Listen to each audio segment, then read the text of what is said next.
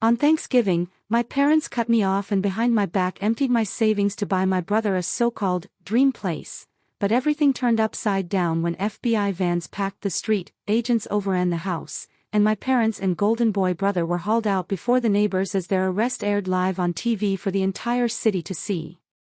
Can you believe it? My own family, my blood, disowned me on Thanksgiving Day, then bought my brother a luxury lake house with my money. What they didn't realize was that their betrayal had just landed them all in prison, exposing a web of deceit so twisted, it was beyond anything I could have ever imagined. How did it all go so wrong? My name's Alex, and I was 32 when my own father, Robert, looked me dead in the eye on Thanksgiving and told me he didn't have a son. You have no idea how those gut-wrenching words would kick off an FBI investigation, leading them straight to their $1 million lake house, and uncovering a felony that put my entire family behind bars. Every trip home used to be a pilgrimage for me. That 2-hour drive from the concrete jungle of Manhattan to the quiet, tree-lined streets of my suburban New Jersey hometown was my escape. With each mile, I could feel the knots in my shoulders loosen. I'd roll down the windows of my BMW, letting the cool November air blow away the city grime. I was a senior investment banker at Morgan Stanley, living a life of high-stakes meetings, billion-dollar deals, and the kind of pressure that just grinds you down. This drive. It was my way back to being just Alex. The brother. The son. This year, I felt an almost desperate pull towards home. I just wrapped up a brutal 6-month contract that, while a huge success for the company, had left me completely drained. All I craved was the scent of my dad's wood-burning fireplace, the taste of my mom's roasted turkey, and the comfortable, if sometimes annoying, banter with my younger brother, Mark. I pictured it all, the warmth, the laughter, the feeling of belonging. That was the real bonus I was looking forward to. Something no amount of money could buy. I pulled into the driveway of my childhood home. A classic 2-story colonial with a welcoming red front door, adorned with an autumn leaf wreath I knew my mom had hung. Everything looked perfect, a postcard of suburban tranquility. My heart felt lighter than it had in months. As I walked up the familiar stone path, clutching the expensive bottle of wine I'd brought and a briefcase containing a Thanksgiving bonus check for them, I was already grinning when I rang the doorbell. The door swung open, revealing my father, Robert. He stood there, a human wall, broad-shouldered and unmoving. His face, usually gruff but friendly, was a mask of cold stone. "Hey, Dad," I managed, my smile faltering. "Happy Thanksgiving." A frigid draft from the entryway instantly snuffed out the warmth I'd been anticipating. He didn't move. His eyes, like chips of ice, stared through me. "We don't have a son," he stated, his voice flat, devoid of all emotion. For a moment, my brain simply refused to process it. It had to be a weird, unfunny joke. I tried to laugh. "What, Dad? What are you talking about?" "It's me, Alex." Behind him, I saw movement. My brother Mark sauntered out from the hallway, leaning casually against the wall. A smug, triumphant smirk played on his lips, though he wasn't actually smiling. He jingled a set of keys softly in his hand. "My old bedroom keys." "Please leave," my father said. His voice was barely a whisper, but it had an icy, sharp edge that cut deeper than any shout. I looked from Mark's mocking grin to my father's vacant stare. Just a few feet away, I could smell the roasting turkey, feel the warmth radiating from the hallway, a world I was abruptly, cruelly shut out of. I didn't argue. I didn't beg. Something just snapped inside me. Or maybe something just clicked into place. I nodded, a tight, rigid movement, then turned and walked back down the stone path. The car door clicked shut. Silence. I looked at the house that held all my childhood memories, the red door, the autumn wreath. It wasn't home anymore. I pulled out my phone. A picture of my dad, Mark, and me, all grins from a past family vacation, flashed on the screen. A beautiful, perfect lie. I dragged my finger across my banking app. In the ashes of my heart, a clear, icy resolve began to form. They hadn't just closed a door. They had no idea the war they had just started. The silence in my car was suffocating. It felt like a lead blanket pressing down, making it impossible to breathe. I don't know how long I sat there. Minutes? An hour? Shock and pain had blurred time into a dense, sticky fog. A frantic parade of memories rushed through my mind, searching for the first crack, the first sign that my life was built on sand. Last Christmas, I remembered. My annual bonus had just hit enough zeros to change most people's lives. My mother, Susan, was the first person I called. It was a pattern. My success was their success. A month earlier, I'd overheard her on the phone with my aunt, talking about her knee pain. The doctor recommended a full replacement, but insurance wouldn't cover the state's top surgeon. She'd said it in her usual way, a self-sacrificing, sighing tone, just loud enough to be overheard and induce guilt. I just don't know what we'll do. Your father's so worried. I suppose I'll just have to live with the pain. 2 days later, I transferred $45,000 into her account. I didn't even think twice. Get the best surgeon, Mom, I told her. Don't worry about the cost. Your health is everything. Her voice, full of gratitude, was practically dripping through the phone. Oh, Alex, you're our angel, our savior. What would we ever do without you?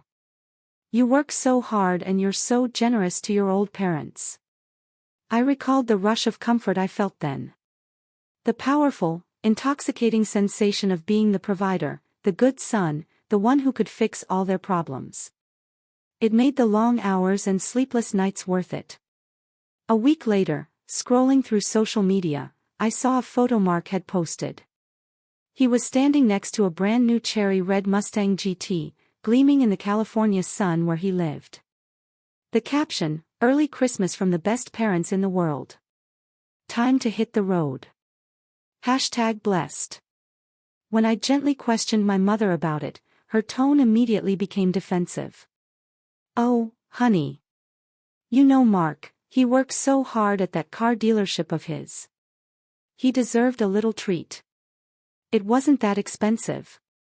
Your father and I just wanted to see him happy. Don't be jealous, Alex. Your time for nice things will come. My time. All of it was paid for by me. I didn't say that, though. I just swallowed the bitter taste and said, I'm happy for him. My achievement, I reminded myself, was supposed to make them happy. I was happy if they were happy, I told myself. Now, sitting in that freezing car, the memory felt rancid, polluted. Then another memory from my early years flooded back. Crisper this time. Mark was 8. I was 12. We were playing baseball in the backyard. And Mark, who always had to be the center of attention, was swinging the bat wildly. When I told him to be careful, he just grinned. Don't worry, I'm a pro, he boasted. The next pitch, he swung hard, sending the ball soaring right through the big plate glass window in the living room. I froze, hearing the terrible crash, seeing the spiderweb of cracks. Mark, already an Oscar-worthy actor, immediately started crying, pointing a trembling finger at me. Alex did it. He threw it too hard. My father came storming out of the house, furious. I tried to explain, Dad, it was him. He hit it with a bat. But it was useless. My dad's gaze was fixed on me. I was the older one. I should have known better. My protests were dismissed as weak excuses. I was grounded for a month and had to use money from my summer job to help pay for the new window. Mark, for his bravery, got ice cream. Later that evening, I caught a glimpse of him through his slightly ajar bedroom door, playing with his toys, a cunning little smirk on his face. That was the first time I felt the cold, lonely, enraged sense of being the chosen scapegoat. A third memory from college hit me like a brick. NYU, my dream school, had accepted me, but it was expensive. Determined not to be a financial burden, I worked 2 part-time jobs, one at the library, one waiting tables, living on cheap coffee and ramen. For my 21st birthday, my parents sent me a card with $100. A week later, Mark, still in high school but just turned 18, posted a picture of the brand new SUV his amazing parents had bought him as an early graduation gift. "Ready for college road trips," the caption read.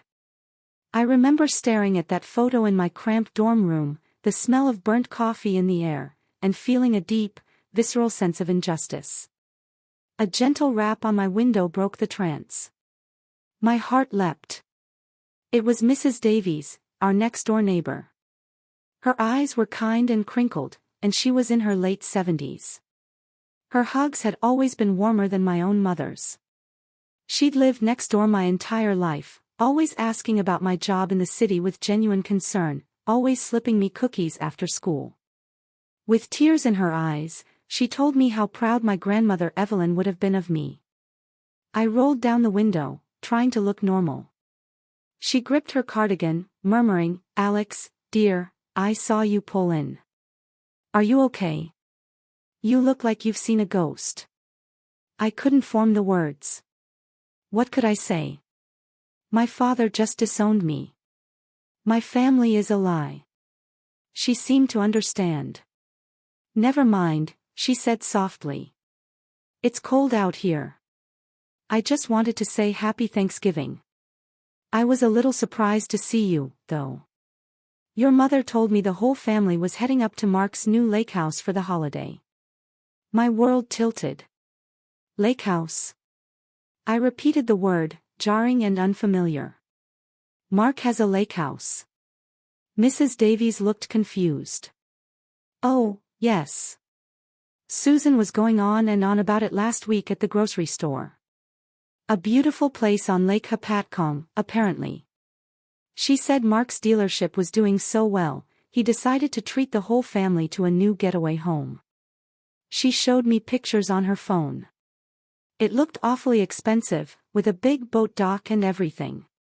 She gave my arm a pat, a tiny bit of warmth in my suddenly cold world. "Well, perhaps I misunderstood. You have a good holiday, dear. And remember what your grandmother Evelyn used to say, a good heart is the only treasure that can't be stolen." She left me in a deeper, colder silence than before. I kept thinking about what she'd said about my grandmother, an irreplaceable gem. A lake house. In this economy, with my brother's salary from a mid-size auto dealership, there was no way. At that point, the pieces began to click into place, forming a picture so hideous, so grotesque, I couldn't bear to look at it.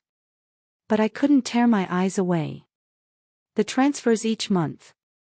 The $2,000 for utilities and expenses, the $3,000 for the mortgage on this house, the $1,500 for Mark's car payments, the very Mustang they bought him, the $45,000 for the knee surgery, and countless other unexpected bills and minor catastrophes. My mother had explained with such lovely reason that I had opened a joint account for them years ago to help them manage their spending. I was the only depositor. They were the only ones who withdrew. I had trusted them completely. I was their angel, their cash cow. My hands were shaking. But suddenly, my mind was crystal clear, sharp. A cold, hard rage had joined the grief, which was still there, a raw open wound. There was no miscommunication here. This deception was long, well thought out, and incredibly vicious. I wasn't going home. I drove to a nearby Marriott, finding the impersonal, sterile room strangely comforting. But comfort wasn't what I wanted. I wanted a war room. With a renewed sense of purpose, I opened my laptop and typed. I logged into my bank account, the one I had given them access to. The usual small, frequent withdrawals weren't the only ones. Scrolling back 3 months, I found it. A wire transfer. A single, massive $750,000 wire transfer to a title company. The date matched exactly when my mother had first mentioned Mark was looking at real estate. My breath caught, my vision blurred. I had bought my brother a lake house. They had stolen $750,000 from me. Money I had bled for in late nights and stressful meetings. Then they tossed me aside like trash. With a chilling glare, I grabbed my phone. "Leo," I said, my voice steady, unnervingly quiet when my firm's private client banker answered. "It's Alex. I need you to do something for me immediately. The joint account ending in 4758. I need you to revoke all access for Susan and Robert Vance, and cancel all scheduled future transfers from my primary account. Effective immediately." Leo, ever the professional, replied, "Of course, Alex. Consider it done. Is everything okay?" "Everything is crystal clear," I said, then hung up. It was an act of defensive self-preservation, I told myself. It was just about stopping the bleeding, safeguarding the remnants of my shattered finances. I hadn't yet committed to attacking. At that point, I had no idea that the lake house was just the first step down a much deeper rabbit hole. I was standing on the edge of an abyss, unaware of the creatures lurking in the shadows below. My first 24 hours in that hotel room were a haze of coffee, room service, and the glaring blue screen of my laptop. My phone was silent. No calls, no texts from my family. It was as if I had simply vanished. And they were perfectly fine with that. That silence, more damning than any accusation, validated everything. I wasn't family. I was a resource. And now that the resource was secured in the form of $1 million lake property, I was disposable. On the second day, a number I didn't recognize broke the silence. My heart pounded as I stared at it. I let it go to voicemail. A minute later, a message appeared. It was my mother. My hand shook slightly as I hit play. Her voice filled the room, laden with rehearsed fear and fake tears. "Alex, honey, it's Mom. I don't know what happened. We were at the grocery store buying some things for the lake house and my card was declined. It was so embarrassing, Alex, right in front of everyone. And the bank sent an alert that the mortgage payment wasn't scheduled. Did you do something? Is something wrong with your accounts? Please call me, baby. I'm so worried about you, baby." The term baby made my stomach churn. The acting. The phony concern was brilliant. The seamless shift to me as the potential problem, her as the victim. She'd spent decades perfecting that script. I didn't reply. I couldn't. How would I respond? "Yes, Mom. I cut you off because you stole nearly $1 million from me and then had Dad disown me." The bald-faced insanity of her call left me speechless. I knew then that I was in over my head. This was more than just family drama. The potential legal ramifications of this monumental financial event were beyond anything I could even begin to guess. Charging in blindly would only burn me. But my rage was a roaring fire. I needed a strategy. I needed experts. I had to shift my perspective from a wounded son to an investment banker. The hostile takeover of my own story was suddenly the biggest deal of my life. The first person I called was the Leo Vance. He was a legend in the financial community, a forensic accountant who could find a single missing dollar in a mountain of paperwork. They said he made spreadsheets sing. I knew he was the best, but he was expensive. I found his firm's number and called. "Mr. Vance," I said when his assistant put me through. "My name is Alex Callahan. I'm a senior VP at Morgan Stanley. I have a sensitive personal financial situation that requires absolute discretion and the highest level of expertise." I gave him a concise, businesslike explanation: the joint account, the illicit wire transfer, the acquisition of a major asset. I didn't mention Thanksgiving. Sharing that with a stranger felt too raw, too unfiltered. That was a vulnerability I couldn't afford. I see, Leo said when I was done. His calm, analytical voice was a soothing balm to my jangled nerves. This is more common than you'd think, Mr. Callahan. Greed makes people do ugly things, especially within families. My goal here is simple: to trace every dollar, document every transaction, and give you a complete, undeniable picture of where your money has gone. I will be your financial bloodhound. What do you need from me? I asked. Complete, unfettered access to all of your personal and joint account statements for the previous 5 years, and a retainer. You have it, I replied without hesitation. Whatever you need. Hiring him felt like a weight had been lifted. I hadn't taken proactive action before. Now I was a client, not just a victim. This wasn't just me anymore. The next day, as I was driving back to my empty apartment in Manhattan, my phone buzzed with a text. It was Mark. My blood ran cold.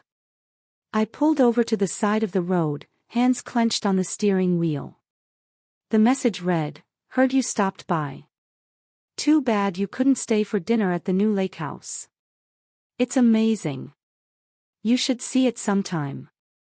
Followed by a winking emoji. It was a match put to a gallon of gasoline. That small pixelated face. It was psychological warfare. It wasn't just arrogance. It was a victory lap, a taunt. He was rubbing my face in it, in the mansion he'd bought with my money, knowing full well that I now knew. He wasn't just enjoying his gains. He was enjoying my suffering. In a burst of white-hot rage, the last remnant of uncertainty and misguided familial loyalty vanished. This wasn't just about getting my money back. This was about justice. Leo called me the following morning. The detached serenity was gone from his voice. A keen edge of professional interest had taken its place. "Alex, I've got the initial analysis done," he said. "The $750,000 transfer for the house is clear as day. Sloppy documentation." They were overconfident. But there's something else, something much more concerning. I'm seeing a pattern of smaller, regular transfers from your joint account to a corporate account for a business called Mark X Premier Auto. That's your brother's dealership, correct? Yes, I replied, feeling my gut clench. Well, Leo continued, and I could hear him typing, these transfers don't look like normal business investments. They're structured in a very particular way. We're talking multiple transfers a week, almost always between $9,000 and $9,900. They're deliberately staying just under the $10,000 federal reporting threshold. A shiver ran down my back. That's called smuffing, or structuring, Leo explained. It's a tried and true method of evading financial regulatory scrutiny. And it gets worse. I've pulled his business's financial statements. I'm seeing corresponding international wire transfers going out from his business account to shell corporations with accounts in the Cayman Islands and Cyprus. These are not payments for auto parts, Alex. This is a washing machine, I muttered. Money laundering. My words tasted like ash. It has all the hallmarks of it, Leo confirmed. This is bigger than a family dispute, Alex. The lake house might just be the tip of the iceberg. The funds from your account were likely used as seed money and to maintain cash flow for a much larger operation. My professional opinion is that you're looking at a potentially serious criminal enterprise. From my 50th floor window, the sprawling vista of Central Park seemed distant and surreal as I leaned back in my office chair. A criminal enterprise. My brother, the golden child who could do no wrong. And my parents, the devoted, self-sacrificing people I grew up with. Were they just naive, or complicit in their favorite son's schemes? I almost laughed at the naivety of that thought. This was no accident, not in its structure or its sheer scale. They knew. Of course they knew. They had raised him, enabled him every step of the way, and profited from him at every turn. A wave of nausea swept over me. This was getting out of hand. A stolen nest egg wasn't the only issue anymore. The account that had been used to fund this had my name on it. I, Alex Callahan of Morgan Stanley, could be implicated. Suddenly, my future, my license, my entire career was on the precipice. My thoughts raced. I still clung to the desperate, stupid hope that this was all some huge, horrible misunderstanding. That Mark was just making stupid, not malicious, choices and was in over his head, blindly enabled by my parents. Leo, hold on, I heard myself say, my voice thin and distant. Let's not jump to conclusions. For now, let's just focus on the personal funds. Let's just track what they spend on themselves, the vacations, the shopping. I need to think. Ignoring this won't make it go away, Alex, Leo replied, his voice stern but sympathetic. You need to decide how you want to proceed. My heart pounded frantically against my ribs as I hung up the phone. The ground beneath me was crumbling and I was standing on the edge. I had to choose. Preserve some warped, shattered notion of family, risking my own career collapse, or jump to see what lay in the abyss below. Even if it meant taking them all down with me, I still didn't have the courage to make that leap. I kept hoping, praying for an excuse not to, an explanation that would never materialize. I spent a week in suspended animation. I went to work. I sat in meetings. I looked at market trends. I wore my professional mask. But it was all a charade. Leo was sending me encrypted emails, details of my real life. Each one a new spreadsheet, a new entry in the long, ugly ledger of my family's betrayal. He complied with my request, focusing only on their personal expenses. It was a horror show, though. A $5,000 Gucci shopping spree for my mom. A pair of Rolex watches, $15,000 for both my parents. A $30,000 first-class vacation to Italy for my parents and Mark, complete with social media pictures of them toasting champagne glasses, posted just days after I'd wired money for a plumbing emergency. My money, paying for a life I wasn't even asked to see, much less live. But all of it was overshadowed by the bigger issue of the questionable corporate dealings. Leo's warning about a criminal enterprise encircled my thoughts like a thorny vine, strangling any hope of a simple solution. Was I shielding criminals? Was I complicit if I did nothing? If I tried to keep this a family matter? The tipping point, the moment that pushed me from indecision to definitive action, came from an unexpected source. Leo, in his meticulous effort to build a comprehensive financial picture of the family to understand the full extent of my losses, asked during one of our calls, in a purely academic tone, Alex, do you know of any other significant family assets, inheritances, trusts, anything like that from the past decade?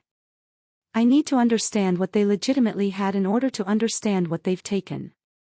Deep within me, the question struck a harsh, resonant chord.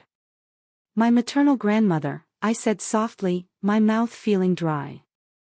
She passed away about 10 years ago. Her name was Evelyn.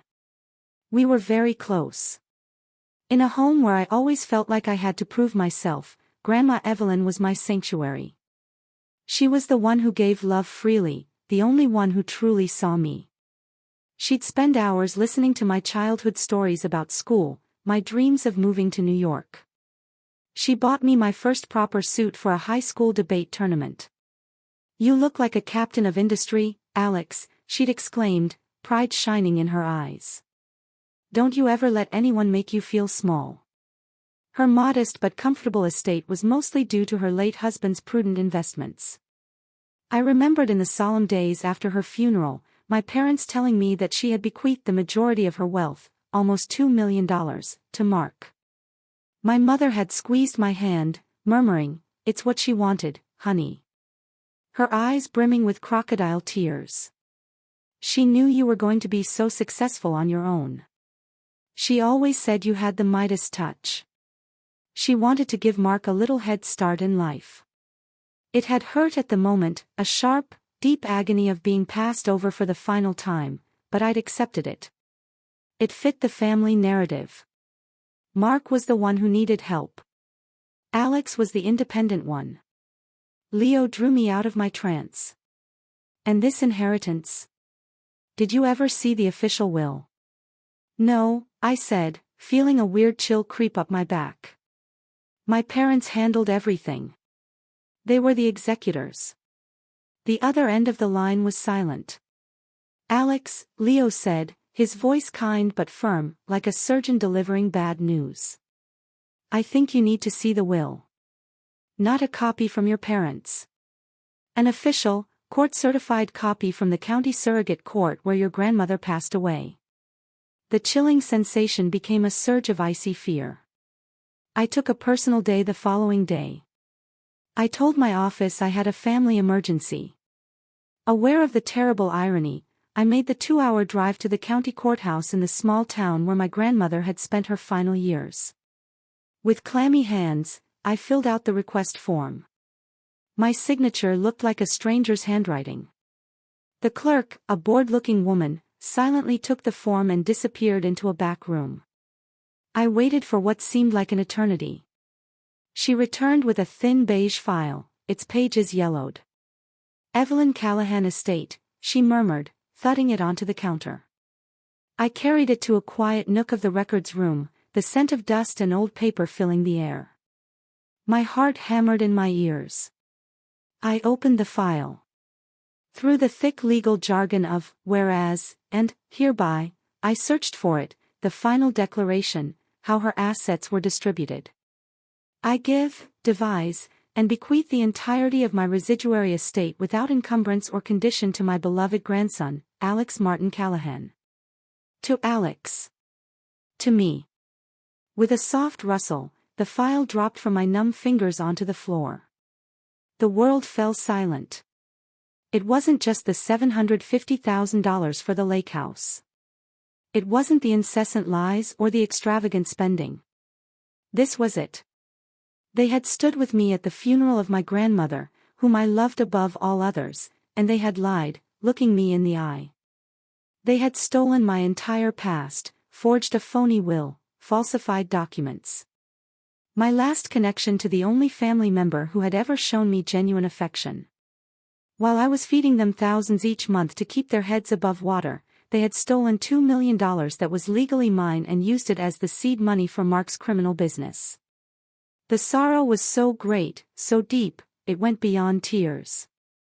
The air was sucked out of my chest like a black hole. This wasn't an act of betrayal on Thanksgiving. My entire life had been this betrayal. I was a different man when I left the courthouse.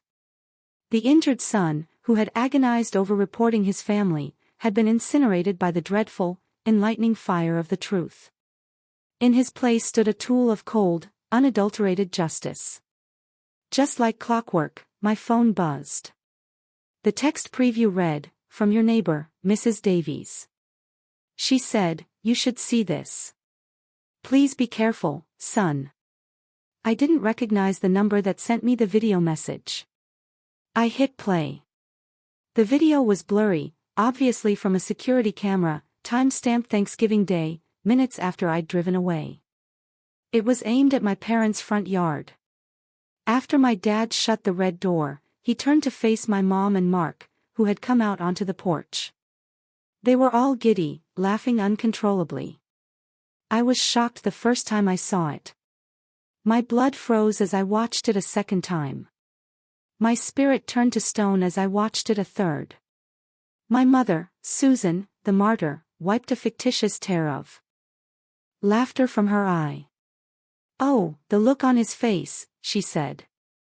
Her crisp, clear laugh caught on tape. "You are perfect, Robert. So cold."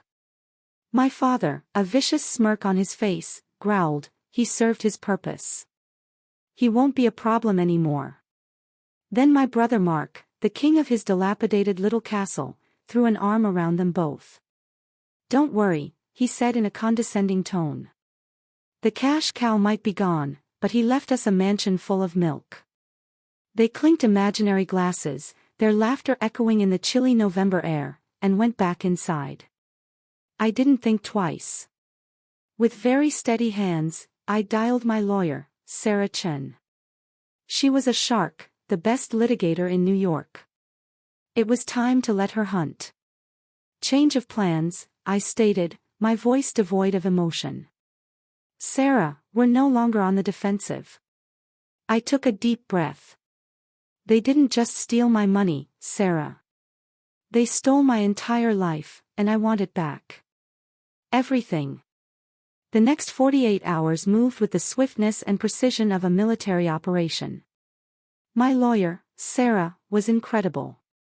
She absorbed the new information, the stolen $2 million, the forged will, the security camera footage, with a grim, focused intensity that was both frightening and reassuring.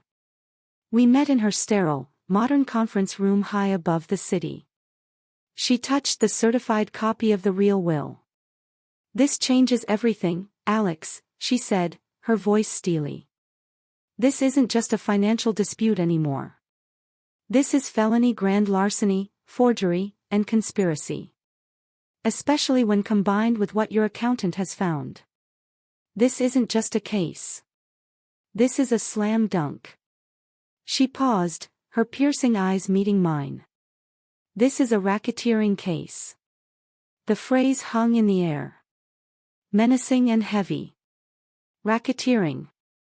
It's the kind of term you hear in mafia movies, not in connection with your family from suburban New Jersey who sent annual Christmas cards. With coffee in hand and a chilling sense of purpose, we worked into the night. We assembled everything into one scathing dossier. Leo's forensic investigation, now expanded to include money laundering with clear charts tracing the flow of my inheritance money through Mark's premier auto and offshore accounts. The side-by-side comparison of the faked will and the authentic one, highlighted and annotated.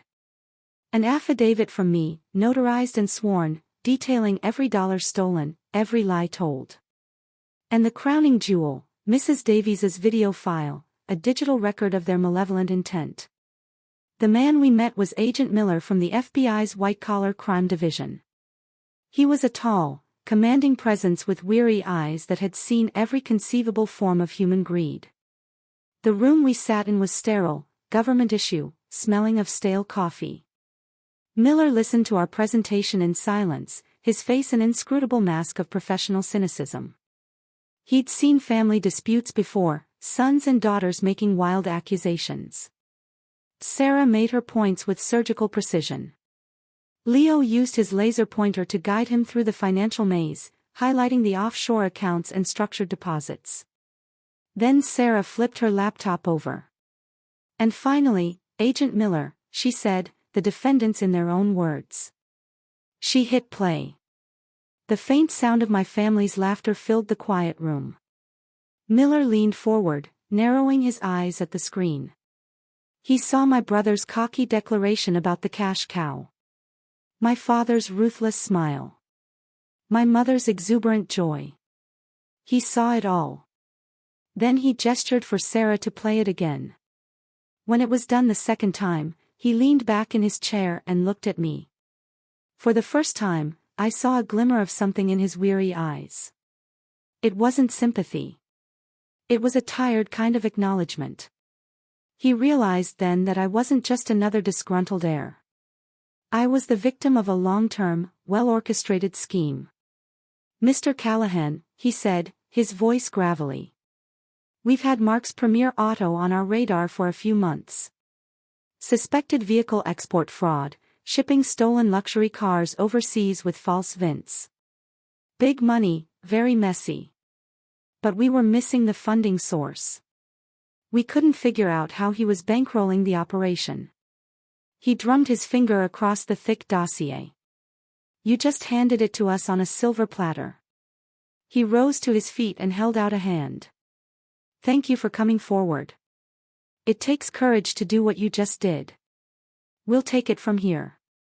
The next few days were the quietest, most painful of my life. I didn't know when the storm would break or how, but I knew it was coming. I lived in a state of suspended dread, going through the motions of my daily life. Every time my phone rang, I wincing, thinking it was one of them, somehow aware of what I had done. A week later, on a Tuesday morning, the call came. It was Agent Miller. "Alex," he said, his voice serious. "Just wanted to let you know. Warrants have been served this morning. Multiple locations." After hanging up, I switched on the television. And there it was. Live aerial footage showed a squadron of black SUVs swarming the lake house, the one I'd inherited. Despite the shakiness of the camera, the scene was clear. Tactical-clad FBI agents pouring onto the property. The camera zoomed in on Mark as he was led out in handcuffs, his face a mask of unfathomable hatred. Without his trademark smirk, he looked pathetic and small. Then the feed switched to my childhood home. The welcoming red door was now fractured near the lock, wide open. My father, Robert, stood on the porch, his face slack and pale with shock, his shoulders drooping in defeat. An agent stood on either side of him. A moment later, my mother, Susan, was led out. This time, her face wasn't acting. The meticulously crafted facade of the delicate, patient matriarch had shattered. All that remained was raw, ugly dread. The news anchor's voice continued to drone, using terms like multi-million-dollar vehicle export and money laundering ring, raids in 3 counties, seizure of assets, multiple arrests. No one ever mentioned my name. I was an unnamed source, a ghost in the justice system. From the sterile silence of my apartment, with a glass of water trembling in my hand, I watched it all. There was no joy, no sense of triumph, just a vast empty space where a family once stood. Then came the most bizarre part of all.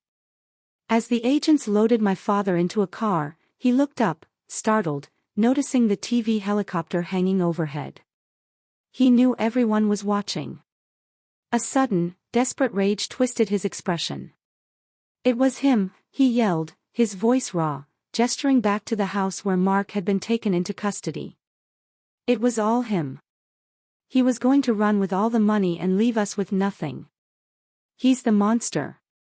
His face was held on camera for too long. The last piece of the puzzle clicked into place in that instant. It wasn't just a criminal family. Every viper in the nest was ready to turn on the others to save themselves. My father wasn't merely a complicit party, an enabler. He had been on the verge of betrayal himself. The lies upon which they had built their lives were finally crumbling, burying them all in the debris. I turned the TV off. Silence. In my apartment, it was the sound of both an ending and a beginning. I watched the aftermath from a distance. The storm, however, was all my own. While my name wasn't in the initial reports, the legal process required my formal testimony. The story became a minor sensation in the world of financial news. Prominent banker's family tied to massive fraud ring. The headlines were lurid, the rumors wild. My firm, Morgan Stanley, was incredibly supportive.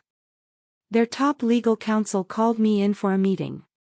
With Sarah's meticulous documentation, I presented the full story. Within a week, their internal investigation cleared me of any wrongdoing, recognizing me as both the primary victim and the informant who exposed the entire scam. They offered me all the resources I needed, including paid leave, and shielded me from the media. "Take care of yourself, Alex," my managing director had said, genuine concern in his eyes. "Family is complicated." But the real fallout wasn't professional. It was personal. It came in the form of calls from a blocked number. "Answer the county jail calls." Mark's was the first.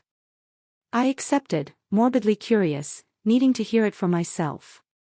His voice, stripped of all its natural sweetness, was a venomous hiss. "You son of a bitch," he spat, crackling over the line.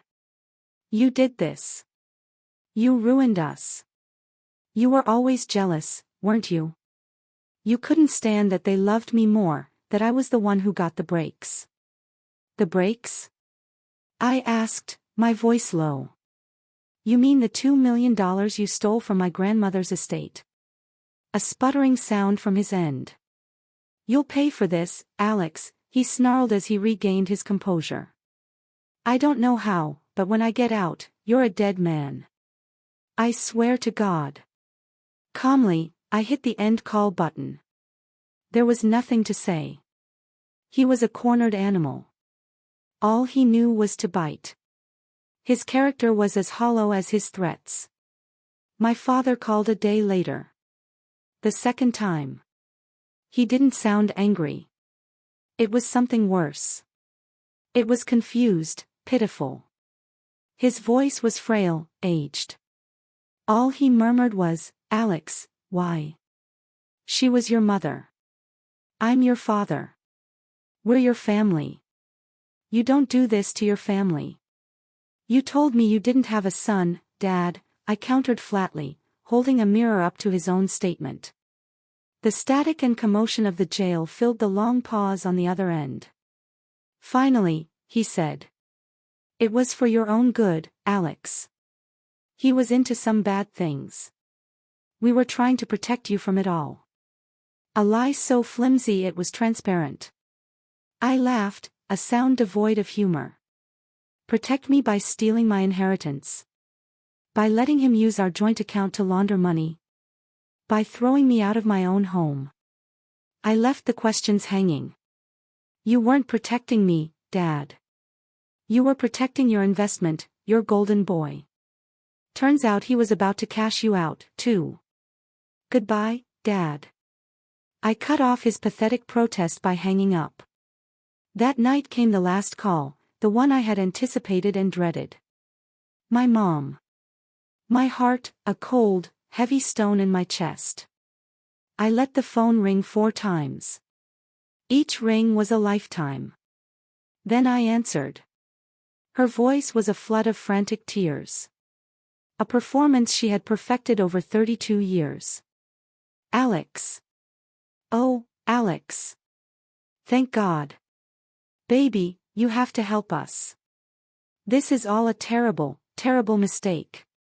Mark is solely to blame. He tricked us. We're just poor, plain old people. We didn't know what he was doing with the dealership. He forced us into everything, even the lake house. We're victims just like you. I just loved my son too much as a mother. Couldn't I understand? A ghost of the little boy who just wanted his mother's approval was almost palpable. I remembered a day when I was 7, sick with the flu. She'd sat by my bed all afternoon, putting cool cloths on my forehead, reading stories. Was that a lie, too? For a split second at the memory, I hesitated. Feeling a fracture, her voice shifted. Please, baby, she pleaded, dropping to a whispery plea. You have the money. You can hire the best lawyers. You can make this go away. Just tell them you made a mistake. Tell them you were confused. We can fix this. We can be a family again. That was it. A chilling clarity replaced the hesitation. Her first instinct, even now, was to ask me to lie for them, to compromise my integrity for their convenience. I let her finish. Let the final sob echo through the quiet. Then I inhaled. I saw the video, Mom, I said. The crying stopped abruptly, a dead silence on her end. I saw you laughing, I continued, my voice as steady and serene as a frozen lake. I heard you call me your cash cow. I heard you say how perfect Dad was when he threw me out. A stifled gasp, like a fish being dragged out of water, came from the phone. And I saw Grandma Evelyn's will. I delivered the final blow. The real one. The one that left everything to me. The $2 million you stole from me the week after her funeral. While telling me how much she loved Mark. Now the silence was so profound I could hear the hum of the prison phone system. She couldn't speak. The master manipulator had nothing left to say. The victim's well of lies had run dry. On Thanksgiving Day, I continued quietly, you made your choice. Every word was a nail in the coffin of our relationship. You told me who you were, and I finally believe you. This is me making my choice. Her voice was a pitiful murmur, the last sigh of a dying force. Alex, please, goodbye, Mom, I said, then hung up the phone. I placed the phone on the countertop.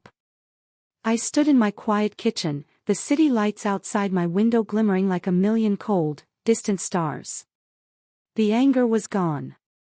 The sorrow, just a vast, silent, complete emptiness. After 32 years, the bonds that had shackled, suffocated, and defined me were finally broken. I was utterly, completely alone. And for the first time in my life, I was free. The ensuing year was one of quiet, methodical reconstruction. The legal case against my family, a distant engine of justice, was no longer in my hands. I testified in a series of depositions, recounting the facts in a cool, collected voice that seemed to belong to someone else. I felt like I was talking about a fictional character, not my own life. The world had a certain expectation of me. Either a broken man lamenting his family, or a vindictive son reveling in his triumph. I was neither. I was simply starting over. One of the first things I did was put my Manhattan penthouse up for sale. Once, the sprawling apartment with its expansive views was a monument to my achievements, a symbol of my success. Now it felt like a golden cage, a monument to a lifetime of trying to earn the approval of undeserving people. The sale went through quickly. I didn't look back. I moved to Brooklyn, to a smaller, cozier apartment in a family-friendly neighborhood with parks. It had a tiny balcony overlooking the bridge and space for plants. It felt more like home than the penthouse ever had. I also started seeing Dr. Hayes, a kind and insightful therapist. I'd resisted at first, convincing myself I could handle it alone. It was the old script I'd always lived by. But in her peaceful office filled with books and soft lighting, I finally broke down during our first session. I finally gave myself permission to unpack the 32 years of emotional baggage I'd been carrying. I talked about the constant pressure to be perfect, the isolation of being the one who always had to be capable, and the deep-seated fear that had haunted me my whole life, the feeling that I was somehow fundamentally unlovable. You weren't their scapegoat because you were flawed, Alex, she told me during one session, her words hitting me like a physical blow. You were their scapegoat because you were strong. They needed someone to carry the weight of their own inadequacies, their own failures and deceits. And you were the only one in the family capable of doing it. Her words were illuminating. They reframed my entire past. I wasn't a victim because I was weak. It was my resilience that made me a target. It was not my burden to bear. It had never been. A few months later, my lawyer, Sarah, called to inform me of the final ruling. Mark was found guilty of fraud, money laundering, and racketeering, and sentenced to 15 years in federal prison. Robert and Susan, my parents, were both sentenced to 8 years in prison for conspiracy and grand larceny. In his sentencing remarks, the judge had been particularly harsh on them, noting the deep and deliberate financial and emotional betrayal of their own son, who had been nothing but generous. Thank you for the update, Sarah. Hanging up, I didn't feel a sense of triumph. Just the quiet turning of a heavy page, the ultimate, definitive conclusion to a difficult chapter. The inheritance, not the jail terms, was the most significant part of the resolution. The $2 million, along with 10 years of interest, was returned to me following a protracted civil lawsuit that ran concurrently with the criminal prosecution. For a while, the funds sat untouched in a separate account. It felt like blood money. It wasn't what I wanted.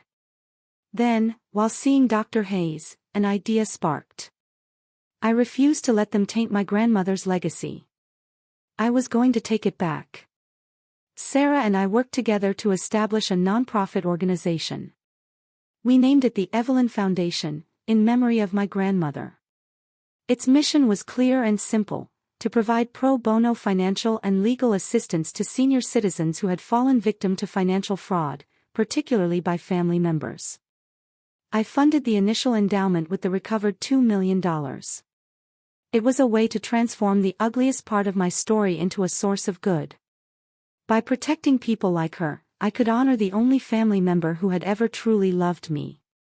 A few months after the foundation's creation, my managing director at Morgan Stanley summoned me into his office. "Alex," he said, "we've been impressed with how you've handled everything, with your integrity and resilience. We have an opening in our London office, executive director. It's a big step up. A chance for a fresh start, a new city, a new continent, a clean slate." I didn't even have to think about it. The universe, it seemed, was finally aligning with the new path I was trying to forge. "I'll take it," I replied. And for the first time in what felt like forever, a genuine smile spread across my face. I felt lighter than I had in years. As I packed up my Brooklyn apartment, I wasn't escaping my history. I had confronted it, dismantled it, and reclaimed what was mine. Now I was moving toward my future, one I was creating on my own terms, built on honesty and integrity. 1 year to the day after I had stood on that cold doorstep, alone and rejected, I stood in the bright, warm kitchen of my apartment in Kensington, London. The air wasn't filled with the scent of my mother's turkey or the underlying stress of a family gathering. It was filled with the sound of easy, genuine laughter and the delicious aroma of food my friends had prepared. I was hosting Thanksgiving. So much had changed in that year. Moving to London had been the best decision of my life. I loved the city, its history, and the rhythm of my own unique life. My work, while fulfilling and challenging, no longer defined me. I no longer felt the need to wear heavy armor to prove my worth through achievement. I was just doing my job. I looked around the table I had set. No blood relatives were present. This was a different kind of family, one chosen, not given. There was Mrs. Davies, my honored guest, whom I had flown out first class, her gentle eyes gleaming with a youthful joy. "I've never been on an airplane before," she'd exclaimed, and her unadulterated happiness was contagious. She held court, telling stories from my early childhood, stories I'd even forgotten. My forensic accountant, Leo Vance, and his wife were there. Spreadsheets and depositions had brought us together, and a true friendship had blossomed. I appreciated his sharp wit and passionate sense of justice. He raised his glass to me across the table, a knowing smile on his face. My lawyer, Sarah, was there, too. She had been my general, my rock, in a battle I never meant to fight. Tonight, she was just my friend, doubled over with laughter at one of Leo's jokes. And from my therapist, Dr. Hayes, came a beautiful arrangement of fall flowers with a simple note, to new beginnings and new traditions. "I admire you." As we all sat down, the laughter fading into a friendly buzz of conversation, I picked up my drink. Everyone fell silent, turning to me with smiles. "I don't have a big speech," I said, my voice clear and steady.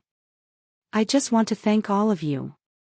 I looked directly at these people who had shown me kindness, loyalty, and truth in my darkest hour, the therapist who helped me heal, the professionals who championed me, the neighbor who watched out for me. A year ago, standing outside a house I thought was home, I felt like I had lost everything. I thought my whole life had been a lie. But I was wrong, I added, a genuine smile forming on my lips. I didn't lose a family that day. I escaped to freedom. And in the years since, I've learned that real family isn't about the blood you share. It's about the respect you give, the trust you earn, and the truth you choose to live by. I used to think my value was something I had to prove. Something that was measured by the numbers in my bank account or by the approval of others. Now I know my value is measured by the peace in my own soul, and by the people I'm lucky enough to share my table with. And that's something no one can ever steal. I lifted my glass. To the chosen table. To new beginnings. We clinked our glasses together, the sound of crystal echoing in the warm air, and a chorus of "To the Chosen Table" reverberated around the room. For the first time in my life, I felt completely, wholeheartedly, truly at home. It's been a journey, one I never thought I'd share, but here we are. This story really changed how I think about family, loyalty, and what home truly means. What about you? Have you ever had to redefine what family means to you? I'd really love to hear your thoughts in the comments below.